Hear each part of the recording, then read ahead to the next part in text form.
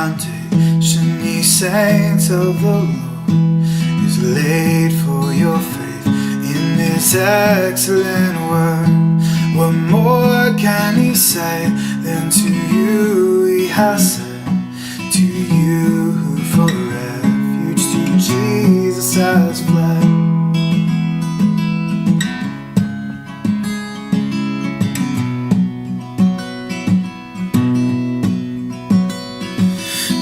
I am with thee, O be not dismayed, for I am thy God, and will still give thee aid.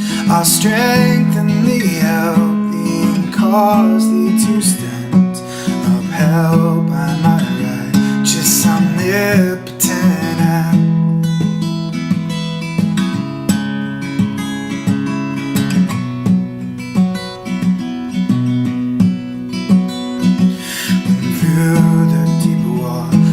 I call thee to go, the rivers of sorrow shall not overflow, for I will be with thee, thy troubles to bless, and sanctify to thee thy deepest distress.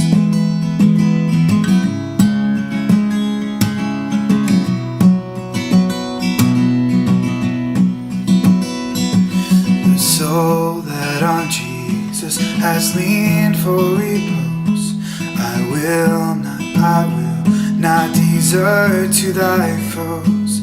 That soul, though all hell should endeavor to shake, I'll never forsake.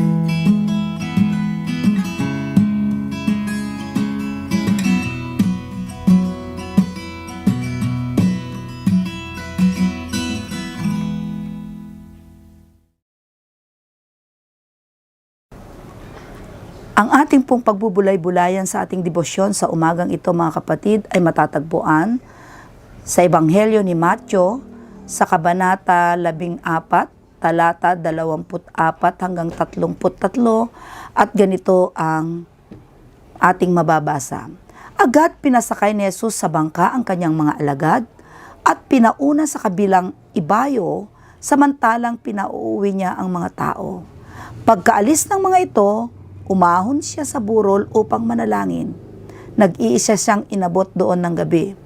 Samantalang nasa laot na noon ang bangka at sinalpok ng mga alon, sapagkat pasalungat sa hangin. At nang madaling araw, sumunod sa kanila si Jesus, naglalakad sa ibabaw ng tubig. Kinalabutan sa takot ang mga alagad nang makita nilang may lumalakad sa ibabaw ng tubig. "Multo!" sigaw nila. Ngunit agad siyang nagsalita at sinabi sa kanila, "Huwag kayong matakot, si Jesus ito." At nagsalita si Pedro, "Panginoon, kung talagang kayo iyan, pariyanin ninyo ako sa ibabaw ng tubig." Sumagot siya, "Halika." Kaya't lumunsad si Pedro sa bangka at lumakad sa ibabaw ng tubig, palapit kay Jesus. Ngunit nang mapansin niya ang hangin, siya'y natakot at nagsimulang lumubog. "Sagipin ninyo ako, Panginoon," sigaw niya. Agad siyang inabot ni Jesus.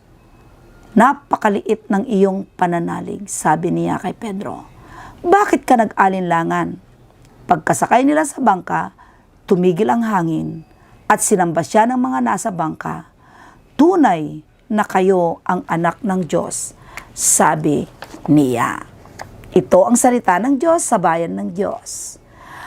Mga kapatid, magandang umaga po sa bawat isa sa atin. Itong pagbubulay-bulayan natin sa ating narinig na talata ay may kaugnayan sa buhay ng bawat mga Kristiyanong may takot at may pagtitiwala sa ating Panginoon. Ang ating buhay ay napakarami nating takot. Napakarami nating mga pangamba. Napakarami ng ating mga agam-agam. At nakafocus ang ating isipan sa lahat ng mga problema. Nakakalimutan natin na tayo nga pala ay naglalakad patungo kay Jesus. Sabi nga po sa English, we lose sight of Jesus.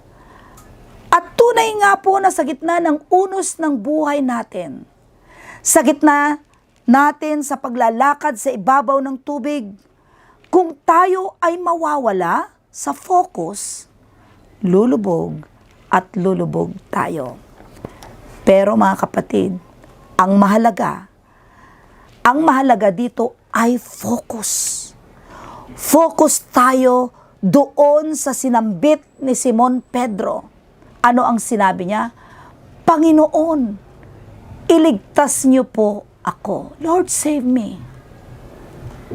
Sana mga kapatid, sa bawat paglubog natin, sa bawat pagkadapa natin, sa bawat pagkaligaw natin,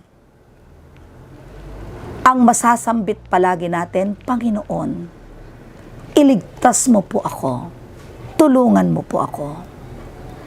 Marami sa atin mga kapatid na kapag tayo ay nadarapa, nalulugmok, naliligaw, sa halip na sambitin natin ang sabihin, Panginoon, tulungan mo ako.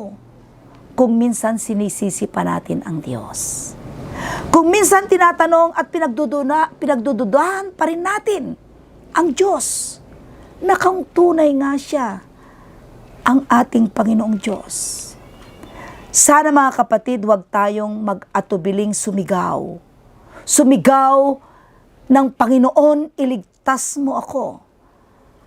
Sapagkat inaabot niya ang kanyang mga kamay upang tayo'y maiahon sa ating pagkalubog. Hindi po natin tinitignan dito kung paano nga ba nagduda si Pedro. Sapagkat lahat naman tayo ay may pagdududa. Ang ating bibigyan ng focus dito mga kapatid ay yung pagsagip. Yung pagsagip ng ating Panginoong Diyos. Alalahanin natin na maraming pagkakataon na kung saan tayo ay sinagip ng Diyos.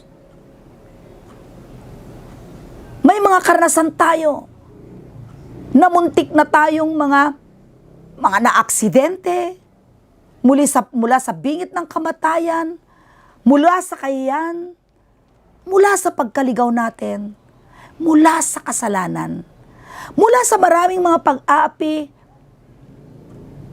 na mararanasan natin sa buhay na ito.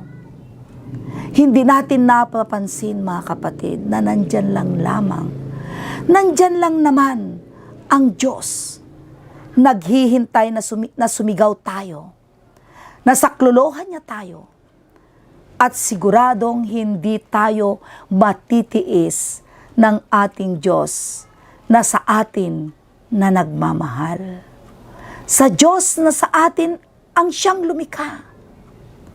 At sana, sa bandang huli, sa katupusan ng ating mga karanasan, kapag naramdaman nating hindi tayo pinababayaan ng Diyos, sambitin din natin sa Kanya na siya ang anak ng Diyos.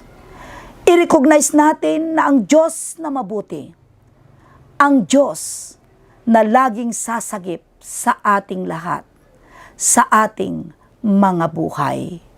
Pagpalain tayo ng Diyos. Amen at amen. Magandang umaga po sa bawat isa sa atin. Naway pagpapala ang inyong tatanggapin sa umagang ito. Anuman ang mararanasan nyo sa paghayo, sa paglakad, kapatid, laging sabihin, Lord, save me. Lord, saklolohan mo ako. Tayo'y manalangin. Dakila ka, O Panginoon, sa aming mga buhay. Sapagkat kung nawawala kami doon sa focus, at ang nakikita lang namin ay ang palibot sa aming mga kapaligiran, maraming mga tukso, patatagin mo kami